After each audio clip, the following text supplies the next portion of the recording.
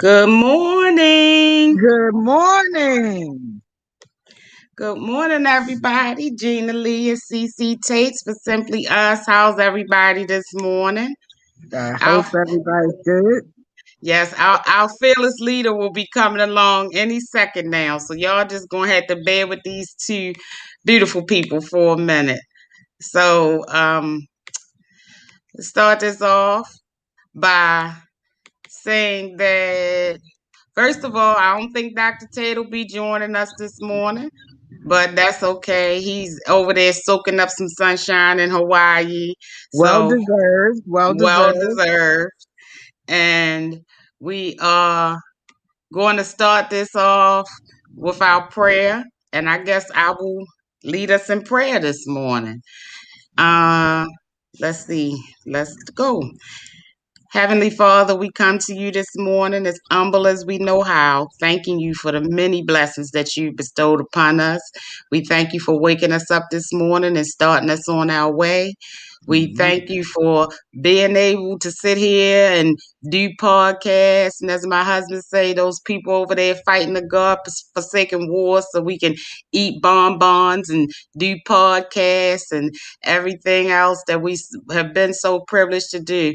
Father God, we pray for everybody that's experiencing this pandemic, whose families have been affected, who've lost loved ones. And we pray for those who have decided not to get the vaccine, that you can touch their heart and let them know that their decision affects not just them, but the people around them. Father God, we just pray for everybody. We pray for this generation. We pray for this world. We pray for peace. We pray for everything good, wholesome, and humble to come to us. And now we'll have a moment of silence. Amen. Amen. Amen. All right. So, Gina, Yes, ma'am. what we got going on this morning? Hey, BB. Good morning, BB. You Well, see, this morning I have a topic. It might take a little while for me to get all the facets of it because it just fascinated me. First, I want to say that we'll be going to Harriet Tubman tomorrow.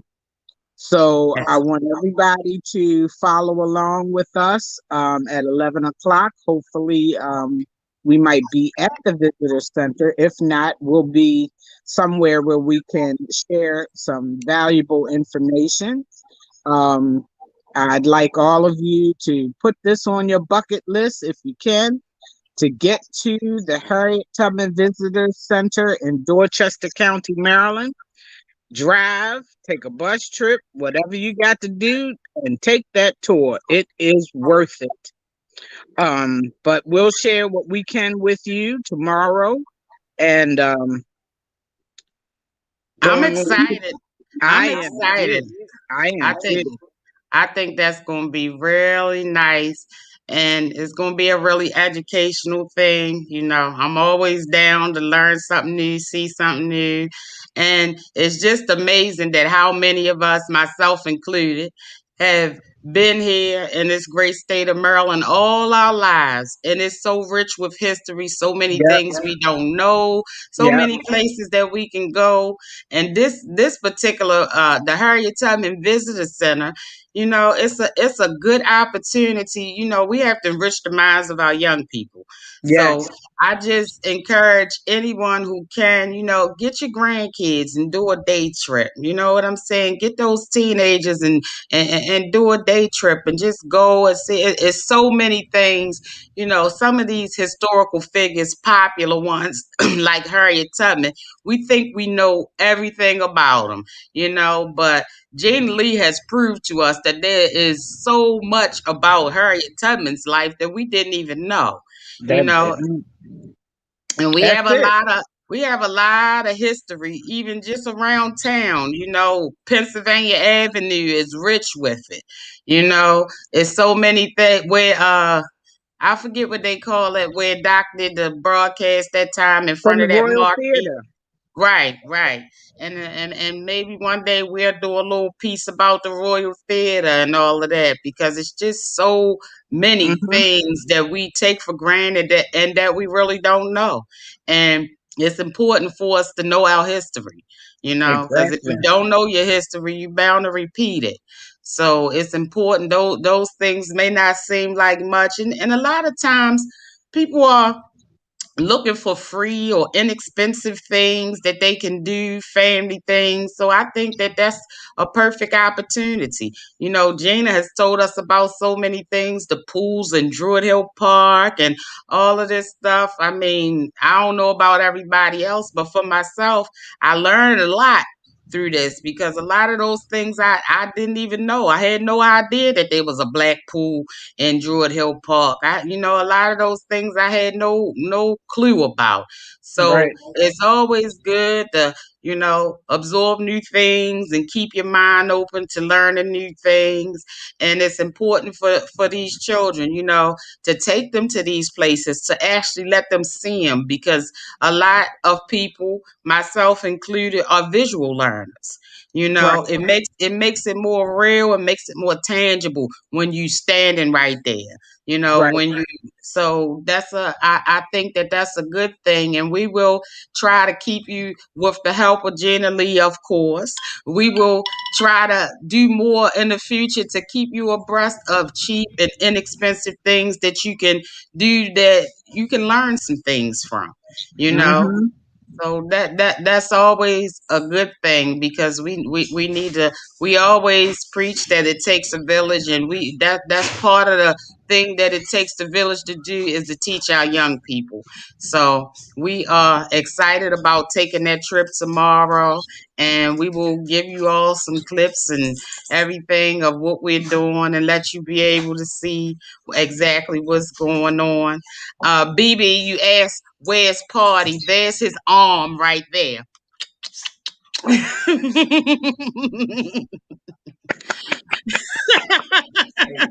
I love it. I love it. Okay. Uh, so he is getting in position and he'll be joining us. I told everybody he was running a little late, so Fashionably late. he says fashionably late. And I know me and Gina, we might have stumbled to get y'all started, but we prayed and we got y'all started. And and he is coming right along. So you'll be seeing the host, creator, moderator. What's the rest Founder, of it, Gina?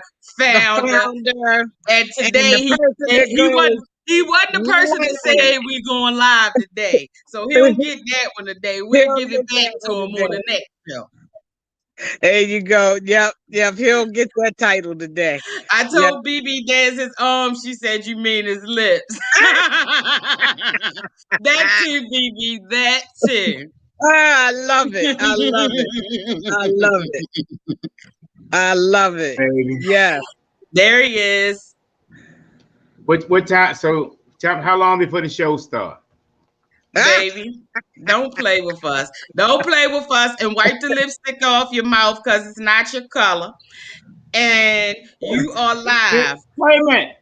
Wait, did somebody else take my job and say we live? Yep. We ain't live yet. Countdown and everything. You missed it all. We did the prayer and all that. That's right. That's right. Hands up to my crew. Hands up to my crew. Rick said it. Hands up. Rick said it's Tardy Marty. Oh, Rick, that ain't right. Hey, y'all know I met my wife and myself own Party Marty's Moon Bouncers, and sometimes we got to pay some bills. So I had to go drop off a bounce and do some things this morning for the long weekend ahead of us because tomorrow we won't be able to do the person's party because we are going to be where tomorrow, Gina? At the Harriet Tubman Visitor Center. And I can't wait. Sometimes every now and then people, Gina, every now and then something has to be for you. Listen at me, people out there in podcast land. Something has to be for you. Now, this thing started off as what we was doing. BB being the winner. BB's her immune system is compromised, so she's not ripping and running. Max couldn't, you know what I mean? And everybody couldn't do it. I apologize. But Cunningham has sent us some food. BB has sent us our prayers. And everybody excited. And guess what? We going over there, had a time of our life. You know what I mean? This tomorrow started off as a noble gesture for everybody in podcast land for subscribing to Simply Us, but it ended up being a feel-good trip for your fearless threesome for us. Yeah. And that's all we've been doing. We're talking about that. And I'm going to tell you what else I'm going to do. I'm going to entertain y'all for a little while, half an hour or so. Now that I already know, but I know they didn't need me because they do everything they can to take all my jobs anyway. So I'm going to give them more of a job. They're going to be running the show today. And they're going to be running the show without me. I'm going to be here for another half hour or so. Then I'm going to go drop off some other equipment so I don't be behind tomorrow. Since my lovely wife and the engineer historian said that they've already taken care of things, I think it's time for us to get started. So without further ado, and let me tell you, hey, wait a minute, out there in podcast land, how did they do? How did they do? I mean, I know nobody segued. Nobody segued. I'm going to tell you how we do. There go BB right there. Clap, clap. All right. Clap, clap on the prayers then. That's what's up. Good job, y'all. Good job. Hey, y'all, to let you know, how's the thing go back in the day, y'all? One monkey don't stop no show. And that's the show must go on. Everybody here, don't forget how we ended up here. We ended up here on the concept that we were unable to continue our other thing. Someone told us that we were time to go out into the world, and we jumped out into the world. We did our thing. Someone told 54321 told our historian Gina Lee that she needed to have her own show. She jumped out there and had her own show. Somebody told Dr. Ted, who's not with us because he's in Hawaii speaking. And if you're on his friend, if you are his friend, he's posting several comments and several things that he did while he's speaking. Follow that brother; it's a good dude. But anyway, like I'm saying, you got to be able to move on or without people. And let me tell you something, and before I monopolize the show, Monday is my show, and we're going to be talking about different topics. Tomorrow's Gina's show, and if you don't know the format of my show on Monday, we're going to have 3 callers that call in, and we're going to have and talk about a topic they want us to talk on. And we're going to have 3 people that come into the studio. One of the persons that's already coming to the studio is Mr. Reno Roberts. You'll like Mr. Reno Roberts. He may be in Arabia. He may be anywhere right now. He's a professor, and he's a world traveler, avid speaker, and he teaches. He's fluent in several languages. He's an awesome dude. I don't agree with all of Reno Roberts' opinions, and that's okay. He has his way of thinking things, but believe you me, I'm always going to respect somebody that's full of degrees. I'm always going to respect somebody that's a world traveler. I'm always going to respect somebody that's outspoken. If what Reno Roberts has done for me is our contracts that we have, CC, and for everybody out there, we do most of Baltimore City schools because Mr. Reno Roberts, he was the person that first was advocating for take streets and to get the kids in after school programs and stuff. So he started putting up moon bouncers. So anything to attract them. And then once you get them there, I was the vehicle that he used for his program. And after that, he showed me how to go off and end up with these schools. And that's one of my largest parts of my CC of our income, correct? In the Moon Bounce Company. One of the largest things that we have is because we're under the K-12 buy. If there's anybody out there in the school world, we're out there in the K-12 buy, and our company houses the insurance and the certificates that are adequate enough for us to be able to do these big jobs. But once again, they came from the tools of Reno Roberts. You all enjoy this gentleman.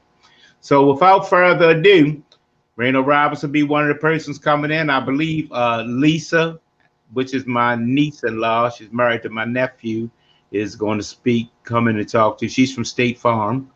She's going to come in and talk to you about something that we started as a joke. If you're not getting the shot, you may want to think about getting some insurance. And, she said it as a joke. We all laughed at it as a joke, but after I thought about it, it's not. If you're making bad decisions, you're out there gonna cost your parents and your family and your wives and kids and stuff $10,000, $15,000 to bury your dumb ass. Do us a favor and get some insurance. So the Right. last thing you do, don't inconvenience the family. And then we'll get one more. We're out there podcast, man. Don't forget, text me 410-800-6628. 410-800-6628. And if it says anything about Party Marty's Moon Bounce, that's my answer machine. That's what it's going to say because that's my company. We have another person that's going to remain anonymous. We're going to call her Cinderella. Cinderella's topic that she's told us to talk about is, I have two people. Cinderella is grieving. No, Cinderella is mental illness. Cinderella is a friend of mine that came from James Mosier School. So one of the topics that the panel will talk about is mental illness, and we're authorities on that, so we should do pretty good. And the other topic is Miss Cunningham. Karen has told us grieving. Families grieving. Persons don't know properly how to grieve. They don't know when to grieve. They don't know what you should be mad at, what you shouldn't be mad at. Can't fall apart that everybody didn't go to the funeral because everybody don't go to funerals. Starting with party. I've been going to funerals lately in the neighborhood and stuff like that because a lot of these people in our neighborhood are dying the old-fashioned way. Old, 65, 66, heart attack, stroke, old age, cancer. That's how I hate to say you're supposed to die. If you're going to die, pass on like Nene, pass on like Riche. Everybody's smiling at you. You know what I mean? Everybody there to do that. But, everybody doesn't have to die laying out in the streets on these God-forsaken grounds with police standing around you. So that's the format. I'm going to need one more participant for the panel, what the panel talked about, and one more person to come live on the air. Tomorrow you're going to be treated with Gina because we will be doing our podcast live from the Harriet Tubman joint. So I can't wait. Gina, tell me one quick thing before we go into you. What is the most fascinating? Have you been on the tour 2 times, you said? This will be my 5th time. Oh, to get a life, Gina. Are you joking? You've been 4 times? No, I've been. This will be my 5th time going, and every time I learn something new. Hit me with one thing that's the thing that I want to see the trail. That's what I'm most fascinated with when they show us some of the routes that they took. You know what I mean? Because something else Gina said, they don't leave in the summertime. They leave when the weather's bad, so it's hard to follow. Something else I learned, they never leave during the week. They leave on the weekend, so it doesn't get in the paper. So I was listening. I want to see some of the routes they travel. But Gina, tell me one quick thing. What is one of the most fascinating things about you? One last thing. I learned how powerful it was. My mother, the late, great Catherine Tate, was only 5 feet tall. 5 feet tall. She was in the service. She was a drill sergeant. She was a granddaughter ruler of the Elks. She was president of Post 19. My mother was the oldest surviving member. When women first went to war, they were called Wax and Waves. Do your research on that. Wax and Waves were the first set of women to go to war. My mother was the oldest surviving member of the Wax and Waves that went to war. Hands up to my mother. Hands up to my mama. When my mother passed, she passed as the last oldest surviving member of the first set of women to go to war. Been about 4 or 5 years ago. When you used to go out there to Towson and you see them having their parades, the little lady that ride around in the convertible Cadillac, that's Catherine Tate. That's my mother. I chose, as I say, to all you people out there, I got a big family. My 2 oldest brothers are wealthy millionaires. My other 2 brothers are gone to murderers, dope fiends, to addictions and stuff like that. I chose which road I was. I chose to be a thug. I chose to be a dope fiend. I chose to be an addict. I chose to be a jailbird. I made that conscious decision myself. In life, I was never beaten, abused, raped, molested, or abandoned. I made bad choices. But because I was anchored in Jesus, because I was raised right, because I was beaten, wasn't talked to, I got a chance to bounce back and become who you see today. Could you tell them who I am to the show, Gina? Who am I to the show? Since they missed that, what am I to the show? We already read out your titles. We definitely went over. We did not leave it out. Nope. Tell him again so he can hear it. I'm gonna run it on the banner for you. There you go. I wasn't here. Creator, host, moderator, and the person that goes live. But Which you one of weren't y'all here. said you was live today? Who You said we was weren't live here. today? Cece had to do the live today. I had to do the lot, but trust me, it was nowhere near as exciting as it is when you do it. So you can still have that job. All Yep, right. Hey y'all. she even showed everybody the countdown today. No, I missed it. Yep. You All right, missed y'all. it. Let's start the show. All right, y'all. We got our historian. Here's what we do as I segue in. Gina Lee, how you feeling today? What's your topic today? Let's talk. Well, good morning, everybody. This is Gina Lee reporting for Simply Us. And I've got some information. Well, let me first start off by responding to when you asked me, what did I learn? A tidbit from the Harriet Tubman tour that Okay. really stuck with me. And that was what you just mentioned. The size of this woman.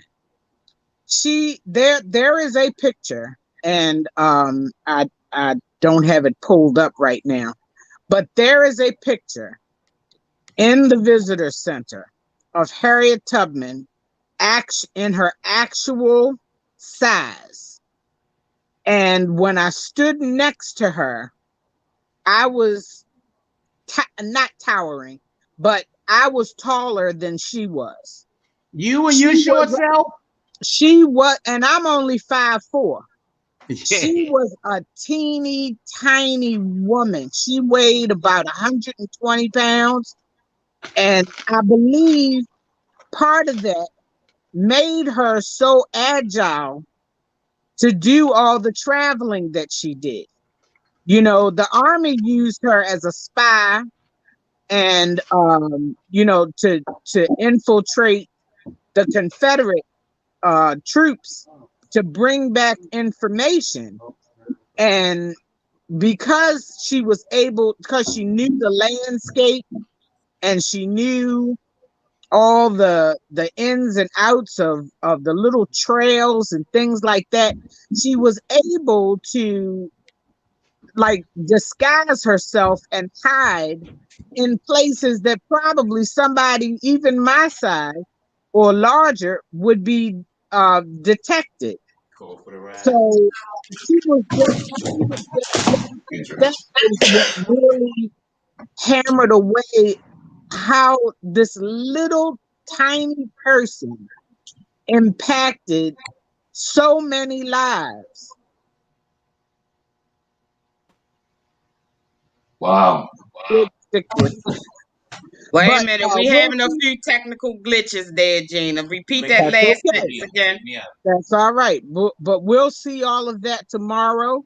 And hopefully we'll be able to share that with our audience. And so because of the time change, hopefully we will have arrived and we'll be able to show you those things. But today, my topic, and I found this to be just fascinating. Did you know that at one time you could actually mail your child through the postal service? Oh, here we go. That don't sound right. You made that one up, Gina. You made that up. Wait a minute. I'm actually, wait a minute. Can you see the picture? Yes. A child being mailed through the U.S. Postal Service, 1913. They're going to hell for that. That's crazy. Okay. The first child was mailed 1913. His parents paid 15 cents for the stamp. Jesus. He was black. No, he wasn't. No, he wasn't. 15 cents. 15 cents for the stamps. And they mailed him to his grandmother. Gee. And as the word got out, people started using the Postal Service to send their children to their relatives. The longest journey that they have on record was 720 miles. It cost them 58 cents in stamps to send their daughter that distance. Wow. Now, once some people, of course, were outraged. They were just, you're abusing the postal service, and this has got to stop. So it only lasted from 1913 until 1915. And at that time, you could, even today, you can still ship livestock, reptiles, and certain living items. Right. through Right. the postal service. We had a fish shipped to us. 3 Okay. fish actually, and they made it through. So that you definitely can ship living things. Okay. Well, BB said, was it express mail or certified? How in the world did you run across that, Gina Lee? no, it didn't say which one it was, but I was just shocked. I was like, who in their right mind would send their child through the postal service? And I what would mean, happen? it's What would so many questions with that one, Gina. Like, how did they eat? How did they go to the Well, bathroom? what happened, and this is why it stopped, was they would actually give their child to the postman. And see, back in those days, people knew their postman fairly well. So they, I guess, trusted them to deliver their child to their destination with, unharmed. So, but this was just unbelievable that you would just turn over your child to a person and say, here's the postage, and deliver them to whoever. Right. It blew my mind. I was like, okay. But the story I wanted to focus on, talking about the mail, was a person named Henry Box Brown. Now, Henry Box Brown was born into slavery in 1815. And when he was born, of course, to a slave owner. And he had 3 brothers and his mother and father. They all lived together, but the slave owner that whose plantation they lived on, actually was fairly nice to them. He wasn't one of those that, as long as you stayed in your place, he treated you pretty well, and that's what he writes in his autobiography. But the slave master took ill and called all the slaves to his bedside, and he thought that because the man was dying, that he was going to set all of them free. But of course, that balloon burst. That happiness didn't last for long. Not even when you dying. Not even when you're dying. Wow. So he actually left all of his slaves to his 4 sons as property. And the family was split up. The parents stayed on the plantation.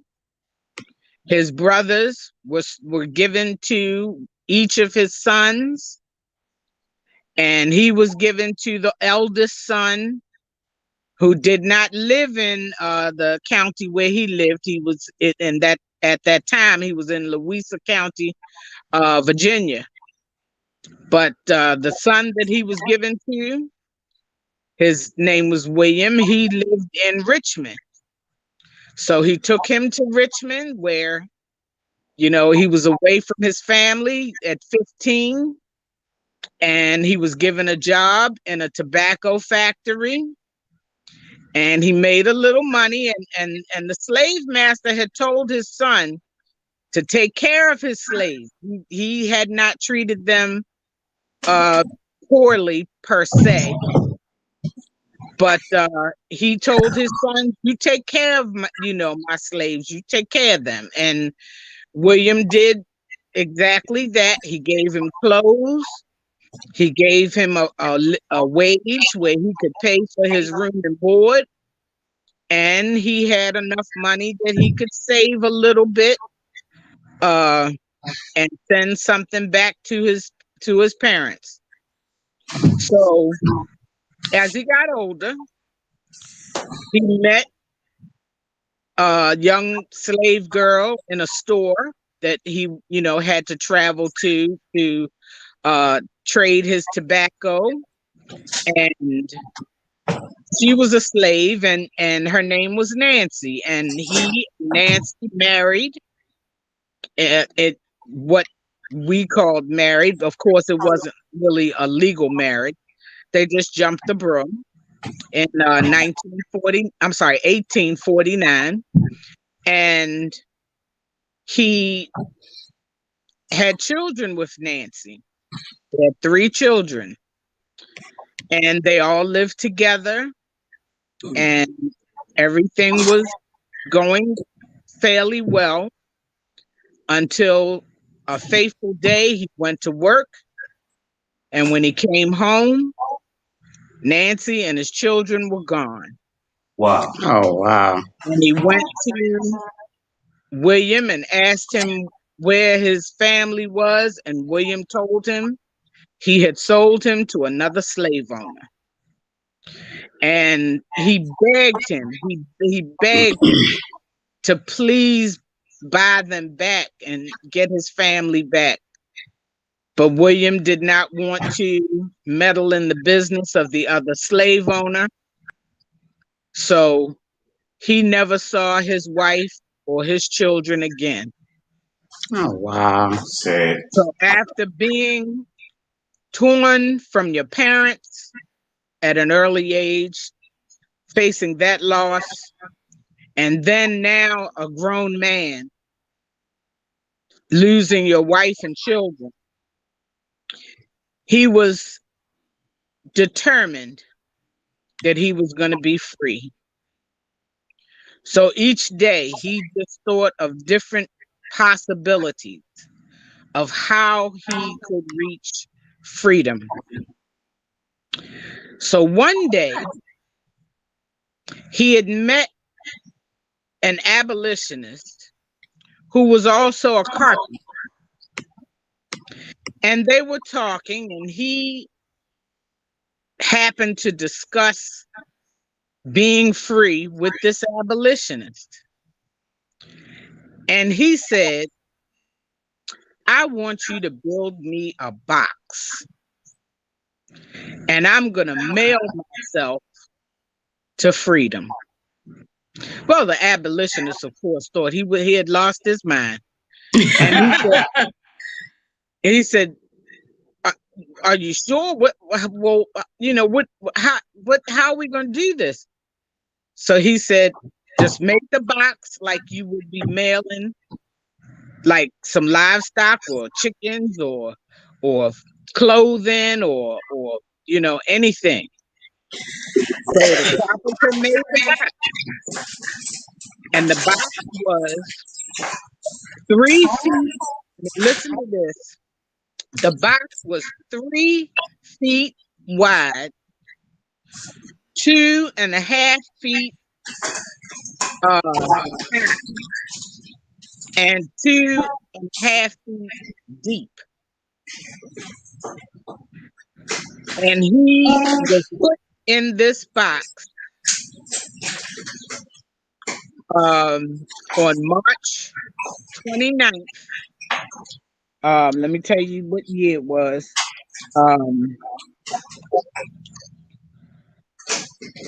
March 29th, 1849. And they drilled 3 holes in the box for him to breathe. And they gave him a small container of water and 2 biscuits wrapped in a bandana. And they marked the box this side up so that he would stay upright. And on the other side, they put handle with care. Well, that didn't mean anything because the people who were transporting the box couldn't read. Oh, wow. So the box was transported over train, over horse-drawn carriage, over train again, and then horse-drawn carriage again. And when the box was placed upside down, he couldn't breathe. And he said he thought he was going to die. Well, just so happened, one of the passengers on one of the trains had been standing a long time, and the passenger said, "I'm going to sit on this box," and flip the box over so that it was right side up. And he was able to survive the trip. The trip took 27 hours.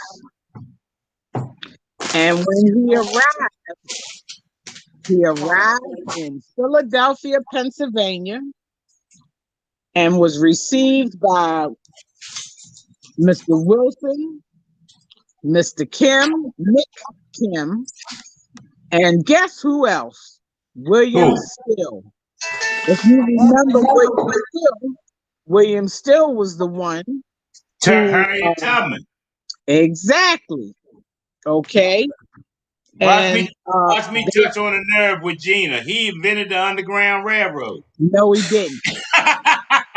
There I go. I had to. Tell him to go away. Don't start. So they were all part of what was called the Vigilance Committee, and they were, of course, helping escaped slaves reach freedom. And when they opened the box, now, mind you, the way he was able to escape, he had burned himself very badly that day, so that he would not have to work in the field, or in the tobacco field, excuse me. And so when he came out of the box, he was very weak, he was very sick. But his first words were, I'm free. I've been resurrected from the grave of slavery. Wow, that's a powerful statement. Thank you, Lord. Thank you, Hands Lord. up, hands up, hands up, hands up to a thinker like that. Now, after he got to be well enough,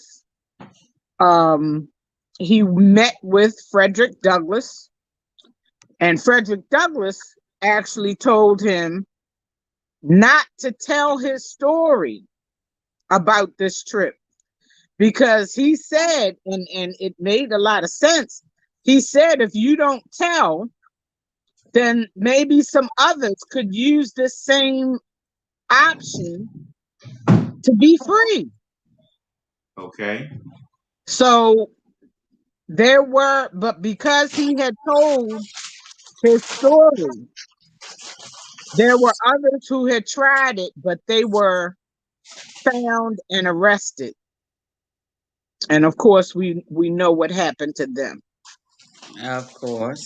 So Frederick Douglass was kind of upsetted him about, telling that story and seeking notoriety is the word I want to use for his success at it. Well, he later on went to Massachusetts, and by that time, the Fugitive Slave Law had been enacted. Now, the Fugitive Slave Law, as I've told you, had made it possible for anyone to capture runaway slaves who had actually obtained freedom and bring them back and receive a ransom for their capture. So they were out, hunting them down like crazy. So he decided, since this law was in effect, he better seek, different arrangements. And he made his way to England. And in England, he became a speaker against anti-slavery, of course. And he met another woman who he married, an English, and she was a white woman. And he married her, and they had children. And he actually started to write plays and perform in them. Wow. He was became an actor. He also learned how to do magic tricks. And he, kind of mesmerized the audience with his magic. And so years later, in 1897, he settled in Toronto. And you remember I told you that Harriet Tubman had taken many of the slaves to Ontario, Canada, because they had already enacted anti-slavery laws up there. So he came back and he performed. He continued to perform until his death, and he died in Ontario, Canada, in 1897. So look up the history of Box Brown. And I put to you, what are you doing to secure your freedom? Absolutely. Did you know? Did you know? Oh, and I want to say, since you brought it up, on my show tomorrow, as I said, we're going to be traveling to the Harriet Tubman Visitor Center. I hope all of you join in at 11 o'clock tomorrow. And next week, I'll be on location, and I hope to be able to interview two amazing African-American young ladies who have started their own business. And we'll discuss the history of snowballs. Snowball. What? Hey, y'all. I know a teeny bit about the history of snowballs, but I'm sure not as much as I'm going to learn. So I'm always excited to open my mind and learn some new things. A lot of things, Gina, you tell us a lot of things that we think we know. You know what I'm saying? But once you really dig deep into it, like, wow, didn't know as much as I thought I knew. So Right. I'm always excited for that. So I'll be definitely looking forward to it. Per usual, Gina Lee with another awesome topic on, she's on Simply Us, but it sounds to me like she just segued into her own show, Did You Know? Because that there was something that I sure didn't know. Like, for instance, now, you know that this was a great concept they came up with, but Go ahead, see. No, I was just laughing at Rick. He said he a Snowball fan. We know that Oh because we yeah, always see Rick coming from the Snowball Yeah, stage. So that's his make thing. sure you catch that one, Rick. Him and my daughter Tiffany. But let me tell you something. Two things. First, that wouldn't work today because some of these parents are on purpose. I got some kids and grandkids that I would mail, and I would purposely put the wrong address on there. I would send them to Siberia, and I would be done with that. Oh my Mm-hmm. But God. I would wait till first after I did my income taxes because I need them for a dependent. And after, And Oh and my anybody Lord. that believe that, contact me because I have a bridge that I want to sell you. and Oh then my the other goodness. thing, to persons like myself that has been incarcerated, and the story you told about Mr. Box reminds me of Tunnel Joe. If anybody knows, we have a famous person that in the penal system, Tunnel Joe, who dug his way out of the jails. Everybody knows Tunnel Joe, and I don't know him personally. I mean, I know of him, and everybody know him. I've seen him, been in his presence, but that's that's forward thinking. How a person even think to do something like that. Right. And one more thing before you go, I'm gonna show y'all something else. Watch this. This is Gina was talking about the guys doing magic. Watch this magic. Watch this. Watch me make myself disappear. Watch it. Phew. Now you can still hear me talking. Oh my I'm standing God. right next to CC, but you can still hear me. That's something that I learned because I didn't go to the School of Arts like CC. I didn't go to School of Arts like Gina and all these prestigious people, but I learned that on Fulton and Baker. That means the police coming. Phew, I made myself disappear. Mm. He definitely is pulling out leg, BB. But Yeah. one thing about him, he make himself disappear, but that arm keeps showing up, don't it? Hey, y'all, listen. Here's what I need out of my podcast studio listeners. You know that I'm telling you what I'm doing. Rick is getting ready to see me in a minute. So, Rick, I'm getting ready to go start up the big box truck. I'm gonna get to move that from across the street from your door because I got to go pay some bills. And my wife and Gina, two perfectly capable individuals, will be running the whole show today. And what I'm looking for and what I need out of y'all is participation. Now, when I'm in the truck, I'm going to be watching the show and commenting and what have you, but it's time to make the donuts. I got some bills to pay.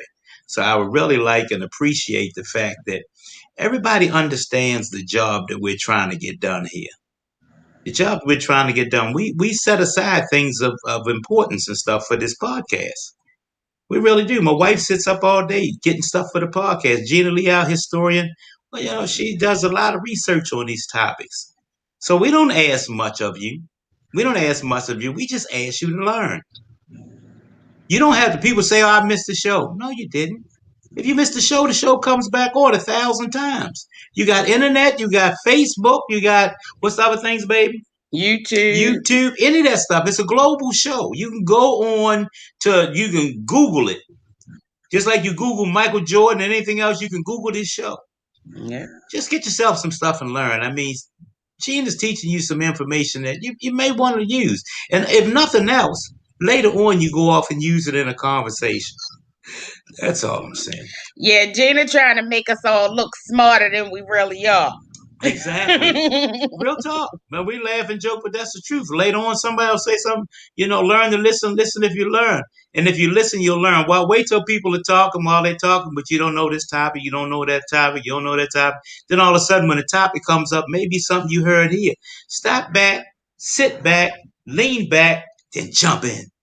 Oh yeah, Harriet Tubman. Yeah, she was a powerful little something, only 5 feet tall. I just don't know how she made it through the woods in the winter. You feel me? That's all you gotta do. Hit them with something like that. Then when they come up on the topic, respond a little. Yeah, that reminds me of when they was mailing people all over there. That don't make no sense. That boy Tunnel Joe, he dug that hole over there out the penitentiary, man. Reminds me of Mr. Box. You get what I'm saying? Just implement some of these things in your daily routine. All right, y'all. I'm gonna segue in now. We have our that was a heck of a start, Gina. That was something else I didn't know. Gina Lee pulls these things up and comes up with them. I can't wait to hear about the snowball. I can rent you a snowball machine, though. I know about 410-800-6628. 410-800-6628. Party Marty's Moon Bounce, water slides, and snowball machines. Give us a call if you can use this. Thank you for the segue, Gina. I just rented a snowball machine to somebody. All right, so I'm a plug CCN, then I'm gonna get out of here and make some donuts. Hey, listen, once again, thank you very much, y'all. Please join us at 11 o'clock for Gina's show tomorrow. Please continue to watch this show here. I'm going to get in the truck and log on and be out there in podcast land with the rest of y'all. So here's our current events person, the mad scientist engineer, at the same time, also my lovely wife. CC, let me do my segue. I say, what's your topic today, CC? Let's talk. Okay. And my topic today is, first of all, CC Tates reporting for Simply Us. There we go. And my topic today is Andrew Cuomo, governor of New York. Oh, Andrew Cuomo, Andrew Cuomo. Lord have mercy. I'm probably about as sick of reporting on this stuff as you guys are of hearing it, but it just keeps happening over and over again. So now we got to talk about Governor Andrew Cuomo. Andrew Cuomo, for anybody who's been following this story in the news, he is the governor of New York, and he is facing impeachment. He has been accused of unwelcome and unnecessary touching, sexual harassment, in short. And Governor Cuomo has come out and made several statements, but he has also, a lot of politicians are urging him to resign, to step down in the face of this controversy, and he has flat out refused to do so. So they are saying that if he doesn't resign by the end of the week, they will begin the impeachment process, which he'll be the first governor to be impeached in a century in New York City. Last one that was impeached was in 1912. So, some of his accusers, and we will say accusers because this is the United States and we're innocent until proven guilty. And some of his accusers have said that he was sexually suggestive. He touched them in the small of their back. He touched their navels. He kissed them on the cheek. He one I think it was a state trooper said that he kissed her in the mouth one time. It just was a plethora of accusations. Anything that you could think of that's inappropriate and sexual, they accused Governor Cuomo of. And I'm not saying, guys, that I don't believe the accusations because that's not my job, but this is my opinion, and it may not be popular as a lot of my opinions on, and everybody knows I don't care. But this just take me back to this Me Too movement. Absolutely, without a doubt, I believe that he probably did a lot of this stuff, but I also believe that when these situations come up, a lot of people just jump on the bandwagon. Now, if he touched your exposed stomach, if he ran his hand down your spine, if he asked you about your sex life, absolutely, that was inappropriate. But if he met you outside a press conference and he hugged you and kissed you on the cheek, or something that's that innocent in nature, then I just think that a lot of these people jump on looking to build a civil suit, and it is a slap in the face for those that were actually mishandled, those that who were actually sexually harassed, because after a while it just get to a point where people won't believe valid, legitimate sexual harassment claims. And some of this stuff, let's just keep it 100 like we did. Some of this stuff is a generational cultural thing. I'm a hugger. When I meet people, that's how I greet them. I hug them. I might kiss you on the cheek. There's nothing sexual about it. But that's just the way that I greet people. And in the face of this pandemic and stuff, a lot of us have had to learn that we can't do those things anymore. We have to back off from doing those things because they make people uncomfortable. And which is totally understandable. But I'm just I'm just at a loss for words because I just don't want it to be a situation where this gets so these sexual harassment claims become so many that it really gets watered down and impacts people who are really victims. Because we all know, Gina, you and I have had this discussion that in certain cultures, in certain generations, people that's how people greet you. A hug and a kiss on the cheek is the same as a handshake to me. Right. Well, I mean, like we said, and Cuomo has displayed these pictures. These are things that he actually grew up being taught. I mean, his father, when he would, I mean, they're I think Italian. When they greet each other, they put their hands on the face of the person they're greeting, and they may give him a kiss on the cheek. His mother does the same thing. They are touchy feely people, just put it that way. And if this is what you have been doing for generations, then you don't really realize that it may be construed as inappropriate right now. You don't you but and a lot of this, we're talking about stuff that happened, what, 2-3 years ago, Right. that they're bringing up now.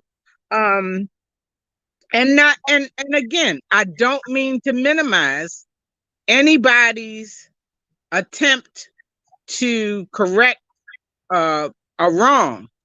If he's wrong, fine.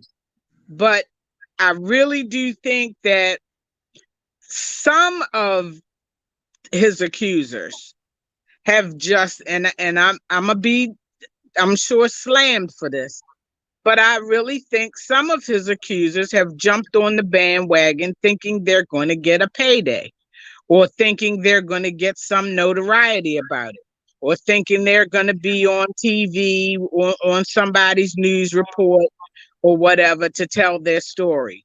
A lot of people seek fame for the wrong reasons. you know um I'm not, it's almost like, I hate to bring this up, but it's almost like the woman that put the finger in the Wendy's chili. She did that. The justice seek lawsuit against the restaurant. She got, I mean, people will do amazing things just for fame. So I don't know what the real bottom line is right now. I don't know whether I'd want him to resign. Biden is calling him to resign. A lot of lawmakers, like you said. I don't know. I'm kind of on the fence about it right now. I think, like you say, you're innocent until proven guilty. Prove it. Right.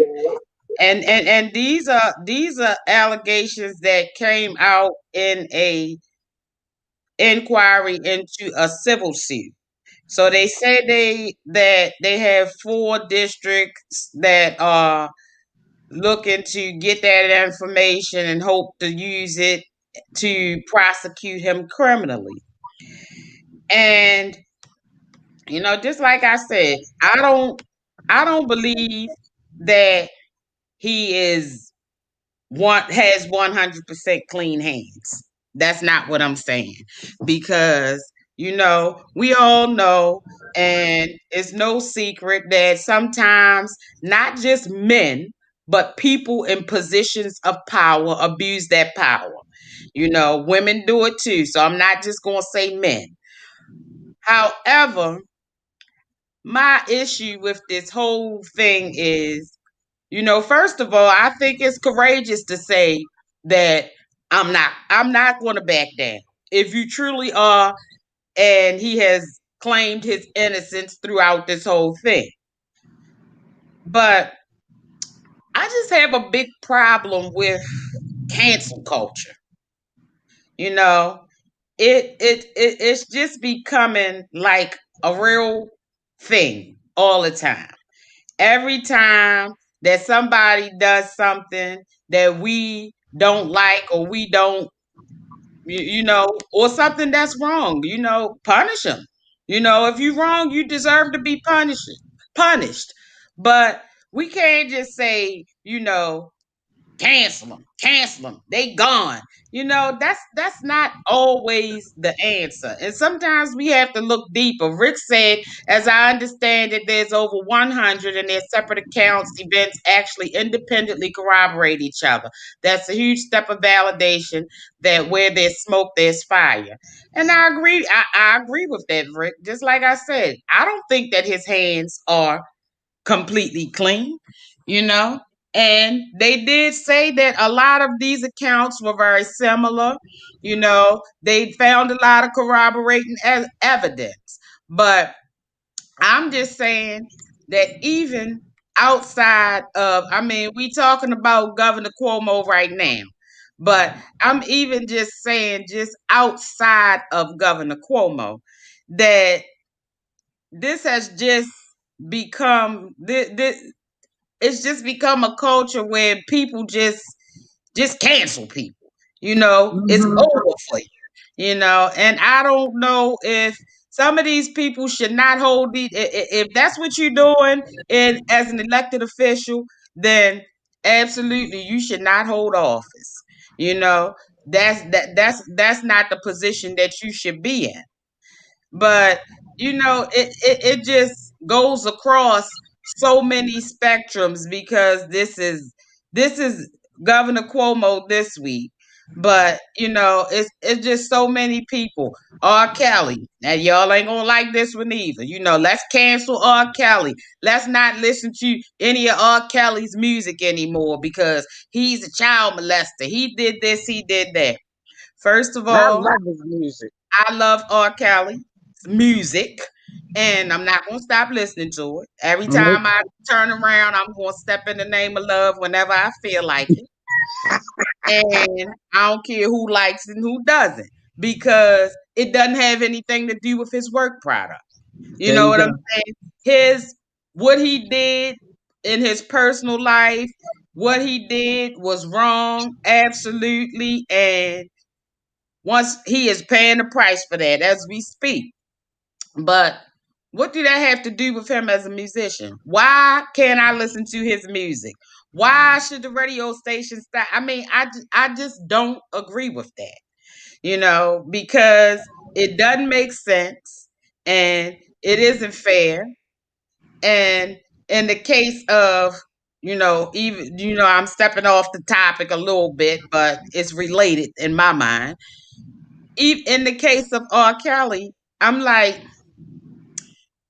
I'm really on the fence with that one, because I think that as a mother, if somebody came up to me and said, let me take your underage child on a road without you, and I'm going to make them a star, my response would be absolutely not, without me. You know what I'm saying? Because as a parent, it's your job to protect your children. You know what I'm saying? Anybody that's ever listened to R. Kelly's music is a lot of it is sexually explicit. You know the type of thinking that a person has to make those type of songs. So you chose as a parent to send your 16-year-old daughter on the road out of the state because with this man who you already know is a freak and you weren't there to supervise. But as long as those checks kept coming in the mail, it was okay. It was okay. But when those young ladies aged out and they were able to oversee their own finances, and the check stopped coming to you and they started getting the money, then all of a sudden he was a monster. He was a child molester. He's holding my child against their will. All of these things came up, but where was your righteous indignation when the checks was coming in the mail? There you go. You know, There you go. I just don't get it. You know, BB said Tyra Banks' mother traveled with her. That's what you're supposed to do. Right. As a parent, it is nobody else's job to protect your children but you. I never even and I have boys. And I always tell people do bad things to boys too. People do bad things to boys too, you know? Yeah. But I was so mother bear over my kids. I never let them go to sleepovers. You know, if you go into somebody's house to spend time, I need to talk to their parents. I need to know whose house that you're going to be at. You know what I'm saying? I need to make an informed decision about whether I think this is a safe environment for my child. There you go. You know, and I think that those parents, they failed there. They failed there. And then everybody, you know, R. Kelly, if you did what you did, then absolutely, you getting what you deserve. But some of that blame has to be shouldered on these parents. Yeah. You know, Absolutely. Being a parent is a job that you have to take very seriously. You know, Absolutely. because you have somebody that's dependent on you. You know, children they're not capable of making well, I'm not going to say making good decisions, but some decisions, they are intellectually, mentally not there yet to be able to make them decisions for themselves. And it's up to parents to make those decisions, you know. So some of this stuff, just like they had a lot of stuff that was being said about the young gymnasts, and Gina, you may know something about this. The ones in the Olympics, they says there was a coach that they were that was inappropriately touching the girls and all of this kind of stuff. I mean, how many times as parents do we have to keep hearing these stories before we do something different? You know, anytime that your child is being handled or in any type of professional situation or whatever it is with somebody, you are supposed to be there to supervise. You Yeah. know, you can't just take it for granted that people are going to do the right thing and do what you would do, because this is a sick world that we live in. You know, and sometimes I think that we unintentionally open doors for bad things to happen to people, because especially now, and again, unpopular, don't care, but a lot of these parents are always looking for a babysitter, you know, so they will send their kids with this person, send them with that person. So a lot of them even think that it's funny that YouTube is the babysitter for my children. All you gotta do is turn on YouTube and put on some videos and sit them down in front of it, and you don't hear nothing else out of them. That's not cool. It's No. not good. You know what I'm saying? Because you can come across anything on YouTube. You know what I'm saying? You can come across, that's how a lot of these online predators latch on to these children because their parents think that they can just let them sit down in front of a computer, and as long as they're not bothering them, then it's cool. If you don't want Right. to be bothered, don't have no children. There You you know what go. I'm saying? Because it's a big responsibility, you know, and you got to, just like I was saying about the Harriet Tubman Visitor Center, you know, instead of sitting your child in front of the computer or the TV all day and thinking that that's the babysitter, take them to some of these places. Let them learn some things. Let them enrich their mind. Let them learn some things that could be useful to them. You Right. know, when we was kids, that's why I was, Gina and Maurice often talk about their times at Druid Hill Park Pool. You know, when I was a kid, they had Camp Father South. That's where Yeah. we used to go. Camp I was Father I South. was a counselor. Uh, I was and a it was, counselor a and a two, lifeguard. yep, 2 week overnight camp, summer camp that you went to, and it was free. You know, it was free. The kids went, they stayed for 2 weeks. You know, they learned skills. We learned to sew. We learned to swim. You know, we learned archery. We learned all of these things. It's a shame that a lot of these kids now, they can't even swim. They can't even swim. Swimming is not just a leisure activity, it's a survival skill. You Yep. know, you should learn how to swim. But that, all of this passive parenting is what I call it. You know, it just opens the door for so many bad things to happen to children. And I know I kind of veered off of Cuomo a bit, but that was just it just connected in my mind, and it's just something that I felt like needed to be said. What you think, Gina? I agree with you 100% and everything you said. Even the topics that I'm sure, like you say, aren't going to be popular with everybody. But I really think that us us as a society have more or less turned our children over to the system to raise them rather than we raise them. We've we've given them the screen in front of their faces and said, okay, but bye, go watch this or whatever, or yeah, bye, go over your grandmother's house, or yeah, bye, go over your father's house, or yeah, bye, go. It's just, I understand you need a break, but when you have children, you have a responsibility, and that responsibility is to take care of your children. And Right. it just, kids leave, parents leave their kids with people they don't know, um, ex-boyfriends, boyfriends, that kind of stuff. You don't know these people. Right. And that's another thing, Gina, that they do these days. And I always tell people, like, I know I got an old soul and some of my views may be very old fashioned, and I respect and accept that. But all of this bringing these various boyfriends home, like, who does that? Mm-mm, I remember a time when no boyfriends came home. mm-mm, No boyfriends came home. You might meet them at the hotel on Route 1 or something, and y'all do your thing, and that's it, or whatever. But no boyfriends come home. It's you bringing these people in. You don't know what their intentions are.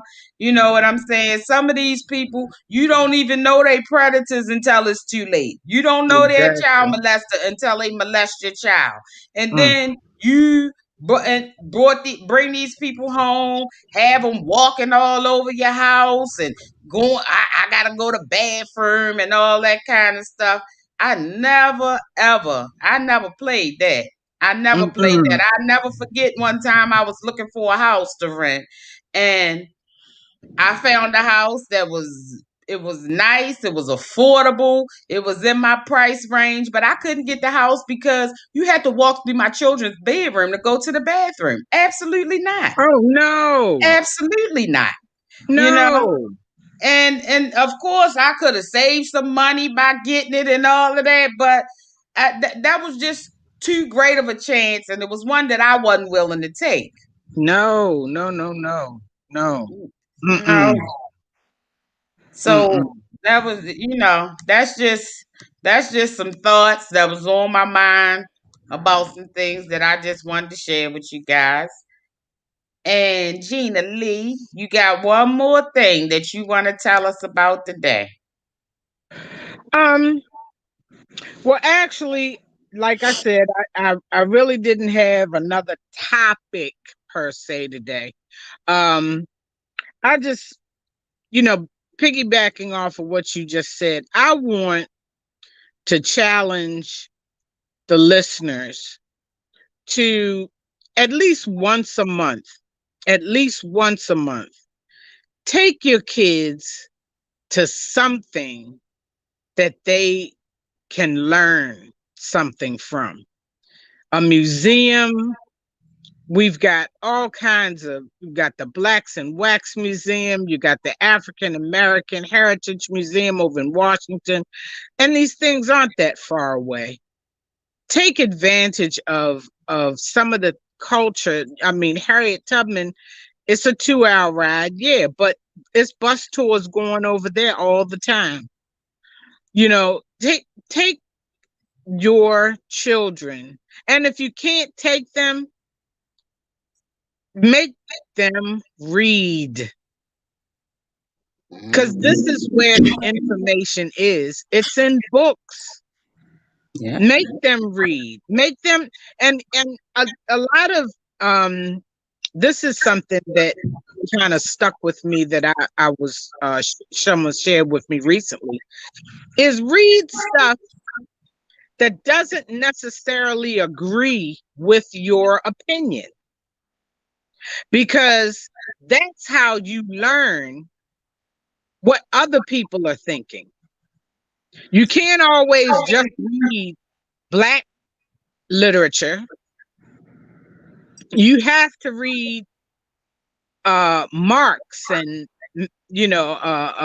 Mao, and you have to read other cultures. You know, it there's a lot of history and knowledge in knowing what happened before, what is transpiring today, so that we can help shape our future. We can't, people don't believe you unless you know what you're talking about. So you need to know what you're talking about. You need to inform yourself. That line about knowledge is power, that's so true. It's so true. The people with the knowledge are the ones that will be able to create and discover and move forward in society, while the rest of us sit here twiddling our thumbs if we don't have the knowledge. So, I really didn't have another topic per se, but I wanted to show this picture. And this has stuck with me all week as well. This picture, if you can see it, it's a young child at the African American Heritage Museum. And I say a picture states 1,000 words. This child is looking up in the face of a woman who is naked, chained, a slave, struggling to be free. And I just wonder, in years to come, what her thoughts will be. Will she remember the look and sadness on this statue's face? Will she remember the stories that may be shared with her as a young girl of where and who she comes from? Yeah, we all come from God. We all bleed the same. But for some reason, we were not treated the same. So let's eh, just just fill ourselves with knowledge so that we can pass that down to our children. That's what BB said. Been there, done that. Now they're extra grown and then passing it down to their children and great grandchildren. And Great. that's how it's supposed to be, BB. That's how it's supposed to be. You know, we gotta do better. You know, Good morning, Bunny. as yes, good morning. We have to do better as a community. You know, we have to do better with our young people. You know, we have to be patient. We have to be more nurturing, and we have to understand that we have raised our children for a world that doesn't even exist anymore. You know, Exactly. so now we have to prepare them for the here and for the now. You know, my husband often laughs at how hard I am on my children. But, you know, I think that I'm preparing them for the eventuality that I won't be here. You know, one day, one thing about this life is it's not promised to any of us. And we're all here on borrowed time. So I want them to be able to function in this world without me. You know, I want them to be able to be self sufficient. I want you to know how to pay your own bills. I want you to know how to go to the market. I want you to know how to fix a meal. And this is another thing that some of these very simple life skills people just don't teach their children anymore. You know what I'm saying? Like McDonald's is not a food group.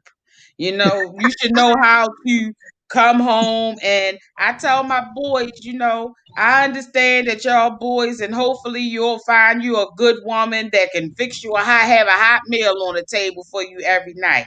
But one night out the week, have a hot meal on the table for her. You know what I'm saying? If you don't do nothing but learn how to fix one meal, make that your signature, make that your specialty. If you can fry chicken and cook greens and make a little macaroni and cheese, then once a week, that's the dinner. Once a week, give her a break. And you know, do something. Step outside the box, step outside your comfort zone. I love one thing I love about my youngest son, who is my challenge of a child. Let's just say he's not a problem child, but he's definitely a challenge. He always was in the kitchen with me. You know, he always wanted, well, what you put in that? How you do this? How you do that? I mean, basic thing. You gotta know how to feed yourself. You have to know how to put a roof over your own head. I tell my children, by no means can anybody live with me. You know, I'll pay you to stay out there. But you can't live with me because I'm not going to have a 30-year-old man living in my basement. I'm not going to have it. Not on my watch, not today, and tomorrow not looking good either. You know, because you have to learn that, and some of these mothers wind up being helicopter moms, you know, always hovering somewhere. I not me. Not me. You know, I always taught my children from a very young age. You can run into either one of them and ask them, what did your mother tell you about a closed mouth? And they're going to tell you it don't get fed. If you need my help, you ask for it. And I'm always your mother. I'm always on your side. I'm always going to be there to help you. But I refuse to be your crutch in life. You know, I raised you. I made my sacrifices. You know what I'm saying? And your sacrifice as a parent never ends. But now is the time for me to enjoy my life. You know, I opted out all the parties, hanging out, all of this so that I could raise y'all to be responsible, productive citizens. And as far as I'm concerned, I did my job to the best of my ability, and I don't think that I did a bad job. There you But go. I am not going to tell anybody that the rest of my life is dedicated to my children, because it's not. I'm Mm-mm. going to travel. I'm going to anytime. One thing that I love about being retired and having grown kids is that I can jump up, pack me a bag any day I want, and go, and don't have to answer to nobody, me and my husband. You know, so I'm not going to let them hold me hostage for the rest of my life. Some of these people, and I know it's a few of my friends that, they may be a little offended, but that's okay too. But y'all need to get these kids out of your house. You know what I'm saying? They grow. That's not the natural order of things for somebody to become an adult and live with their parents for the rest of their life. That's not the natural order thing. Now, if you got parents that's sick and you need to take care of them and they elderly and all of that, that's different. That's different. That's not what I'm talking about. But I'm talking about these ones who got these. And then not only do they move into your house, they move the girlfriend, the kids, everybody. I know people that got their children that have just moved in and taken over their whole entire home. No, sir, not me. Not going to happen. They can't live with me. And once you start having children of your own, you definitely supposed to be on your own. You're creating your family and you're supposed to create a space for your family. Don't come and think that y'all going to take over and live in my basement and my extra room, the grandkids going to be in there. No, sir. No, sir. And I don't care who don't like it. I tell people, do whatever you want to do with your children. But that's not gonna happen for me. BB said absolutely. I told my girls there's no revolving door here. I'll help you stay out there if the situation presents itself. Amen, BB, because that's the same thing I told mine. If you're a little short on your bills, couple, it happens to the best of us. If you need a couple dollars, you short on your rent, you need to pay a bill, I'm your girl. But do not pull up with no U-Haul truck in front of my door thinking you moving in, because then Houston, we have a problem. Yes, Houston, we have a problem. I think I'm just gonna say I believe that's why God didn't give me any, because I probably kill him. I I'd be on the front page of the Afro. They'd be like, "Oh, there she's locked them in the basement. They've been there for 3 days." I know, but I'm sorry. No, I'm just That ain't joking. that ain't that ain't no thing, Gina, because But, even some of us who we gave them to. Same thing. I never forget one day. My when your kids get to a certain age, as my grandmother used to say, and they start smelling themselves, mhm. they feel like they can say what they want when they want. My son tried to get slick with me one day, and I said that was one day that drinking saved a life, because I had already been drinking, and anybody that knows me knows that I will not get behind the wheel if I'm drinking. That's just something that I don't do. I told this boy, I said, boy, I will put my bat in my car and come down there in an Uber, and I will beat you within an inch of your life. I don't know who you thought you was talking to or who you think you talking to, but I'm 46 years old and there's still some things that I won't say to my mother. I might Uh-huh. think them. I might say them to my friends and tell them how she got on my nerves and she said this and she crazy or whatever. But some things you do not say to your parents out of respect. I don't care how old you get. I Yep. know the ones he told me. I was saying, I never hear from y'all unless y'all want something. I mean, I am your mother. You can call or stop by and visit sometime. He told me nobody told you to move all the way out there. Don't nobody got time to keep coming out there. I said, Lord Jesus, I'm Oh too my old to goodness. go to jail right now. But I'm ready. I'm gonna have to go down here and beat this boy. And he must have had uh an epiphany, because sure as I sit in this chair, I was going down there. All He right. called me back. He said, Mom, I ain't mean it like that. I ain't mean it like that. I think that you took what I said the wrong way. Nah, I took it how you said it, bruh. For real. Don't Right. Right. don't play me, play lotto, Right. because you might win. But Yeah. but some of this stuff that is just, I know I'm rambling on, but some of this stuff that these kids these days do, I just think that something is missing inside of them. I'm Something telling you. morally, I'm telling you. something took a left in Albuquerque or I something. I know don't know what they it don't is. have no Like, heart. They don't care about life. They don't, a lot. I'm not saying yours, of course, but I'm talking about, some of these kids out on the street. It's like, at one time I wasn't afraid of a child, but right. now, I have to like look back, if it's a child, because you Hmm. don't know whether they, are carrying a weapon, whether they have ill intentions. You don't know. You got to And be.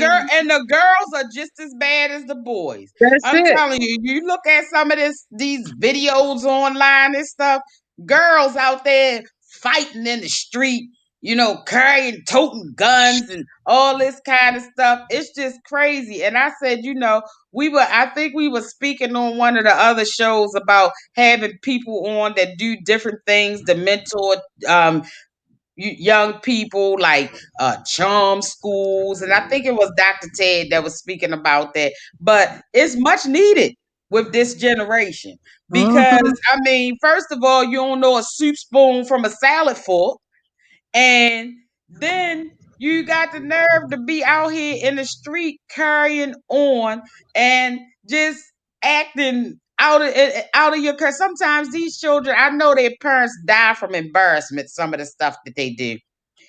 And they do it because somebody got to teach them better, but they have to be open to learning it first of all, because Right. you can't tell them nothing.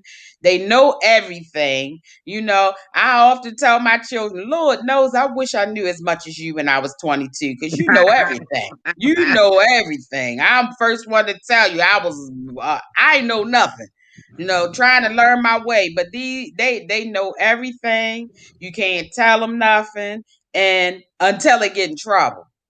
Until they get in trouble. Then when you get that phone call, you answer the phone. Whenever my kids call and they start the conversation off with mine, I say, Lord have mercy. Usually mine is about some money. You know what I'm saying? But that's how those conversations start. But a lot of things can be avoided if they would just learn to listen and listen to learn. And There you just like go. BB, you right. Some of they just so undisciplined. You Yeah. know, they are Mm. so undisciplined. But this is why we pray. It takes a village, and we could just gonna have to try to do our best to do our part with these That's young it. people. We That's can it. each one teach one, and we'll try to do our part and leave the rest in the hands of God. Mm. So we have bent your ear this morning, everybody. And thank you for listening to me rambling on about one subject or another and getting this rich history lesson from Gina Lee as always. So we're about to get out of here. And tomorrow at 11 a.m., we will be with Gina Lee In for Dorchester County, Maryland. in Dorchester County, Maryland, at the Harriet And look, Tubman's Visitor Center. in my Harriet Tubman voice. Oh, you'll either die or you're gonna be free. That's right. That's right. So we thank you all for bearing with us. We know y'all miss Party Marty. He'll be back. He'll be back. No worries. He out there, as he said, somebody's got to pay the bills. So he has to be out there to pay the bills today. But we definitely thank you all for joining us. And please tune in tomorrow to see us at the Harriet Tubman Visitor Center. And we love you guys. God bless and have a great day on purpose. Exactly. Love you.